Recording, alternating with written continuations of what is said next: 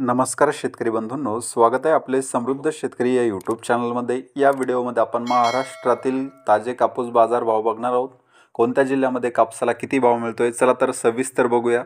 बाजार समिती नंदुरबार आवक आलेली 350 क्विंटलची, किमान दर आहे 6200 रुपये, कमाल दर आहे 6800 रुपये, सर्वसाधारण दर आहे 6500 रुपये। बाजार समिती भद्रावती आवक आलेली 862 क्विंटलची, किमान दर आहे 6650 रुपये, कमाल दर आहे 8085 रुपये, सर्वसाधारण दर आहे 7367 रुपये।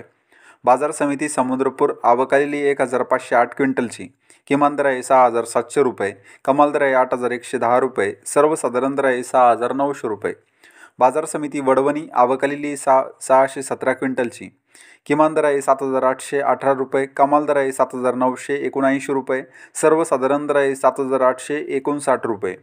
बाजार समिती अकोला बोरगाव मंजू जाताय लोकल आवक आलेली 575 क्विंटलची, किमान दर आहे 6700 रुपये, कमाल दर आहे 8060 रुपये, सर्वसाधारण दर आहे 7738 रुपये।